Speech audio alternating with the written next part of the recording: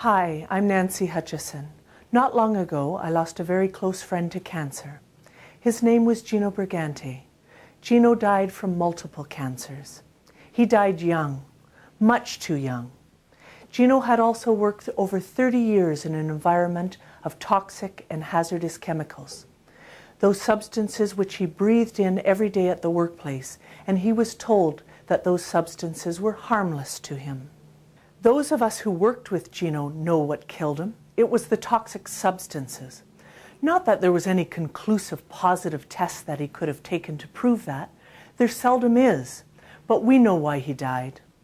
I want to take a few minutes to talk to you about toxic substances and how they affect us.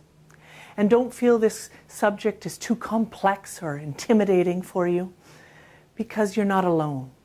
And you have to remember that it's the working people that are the real experts on this subject. It's us that are at the workplace that know what is making us sick. We know why our coworkers are dying. And it's up to us to be able to identify those substances in order to protect ourselves.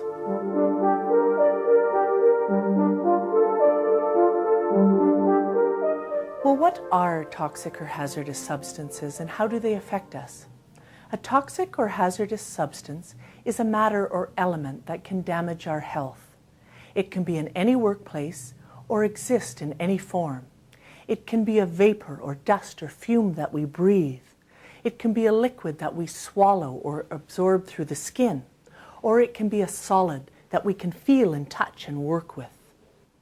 Dr. Philip Landrigan is a senior consultant to the Environmental Protection Agency in the United States and head of occupational medicine at Mount Sinai Hospital in New York. Unfortunately, there are something like 70,000 chemicals in commerce today. Only a third or 40% of these have ever been properly tested for their toxic effects on humans. So what this means is that every day we and our children are being exposed to thousands of chemicals whose potential to cause cancer and whose potential to cause other toxic effects has simply never been tested.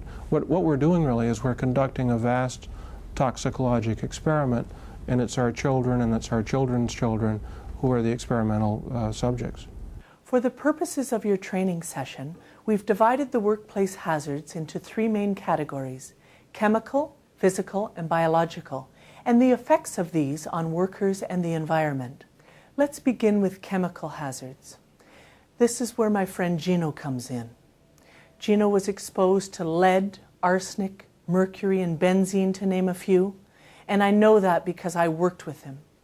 Gino was exposed to so many toxic substances and combination of chemicals, we'll never really know how the combination led to his death. And it's the combination of toxic substances that continues to be a problem in our workplaces. WHMIS helped us understand the makeup of these dangerous chemicals. However, there are thousands of chemicals that are introduced every year into our workplaces that have never been tested for their effects on humans. There are many chemical hazards. They're dangerous and they're a threat to us all. There have been numerous episodes described in the literature in which workers have carried toxic substances home to their children, on their clothing, in their cars, to cause disease in children. There have been cases of lead poisoning in lead workers' children. There have been cases of a devastating skin rash called chloracne in the children of workers who worked with PCBs. There have been cases of malignant mesothelioma in the children of asbestos workers. Knowing about these toxic substances is important. That's why we have WHMIS. But WHMIS is only effective if workers have the proper training. What we have to do is rid our workplaces with these substances and replace them with products that don't harm our bodies. Another group of hazards is known as physical hazards. Examples of these would be radiation, electric and magnetic fields, temperature, noise, and vibration. Some, like EMFs, for example, or electric magnetic fields, can be as close as your computer screen. This device will measure the amount of electric magnetic fields are by your computer monitor. Let me show you.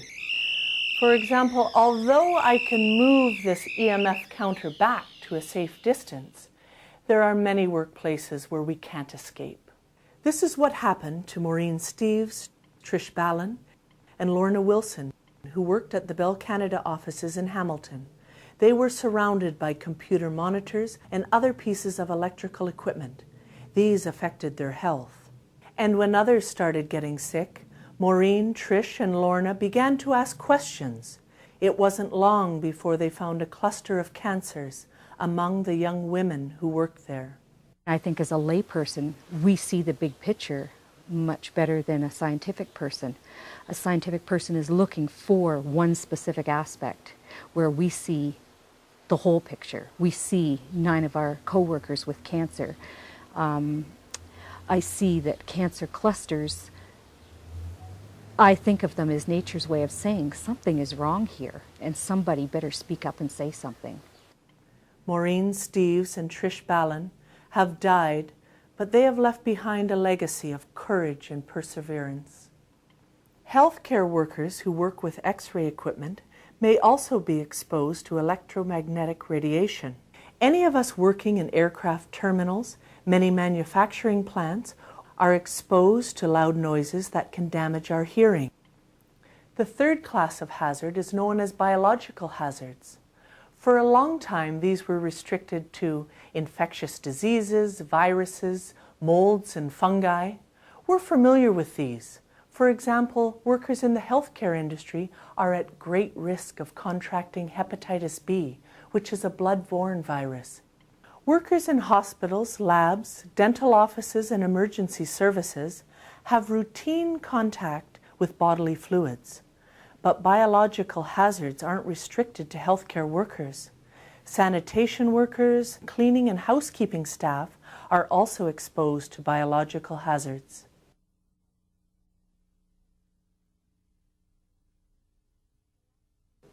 The last few years have brought in new research on the subject of how toxins affect our health. We now know that toxic substances in even the lowest concentrations can enter the body and interfere with the development of a fetus. An endocrine disruptor is a chemical that gets into the body and sends a false message so that the cells that are supposed to receive a message from a hormone get a garbled message, and they get told to go too fast or to go too slow or to do something different from what they would normally do. The smallest, most minute quantity of a toxic substance can cross the placenta and reprogram the genetic makeup of a developing fetus. This can lead to birth defects, miscarriages, stillbirths, and early childhood cancer. If the fetus is exposed to a carcinogen in the womb, then there is the very real possibility that cancer can develop in the child, perhaps during infancy, perhaps during childhood, perhaps not until young adulthood. But there's no question that carcinogens can reach the fetus and result in the occurrence of cancer. What happens is they go across the placenta, they get into the baby, they cause mutations in the baby's cells, and eventually the cancer occurs. Toxic and hazardous substances are not kept within the plant gates, but extend to our communities and affect the air we breathe. These toxins also fall on the water we drink and the food that we eat. In the past 30 years, the rate of cancer in children has increased by 1% a year, and in cases of cancer of the brain and central nervous system, the increase is 40% over the same period.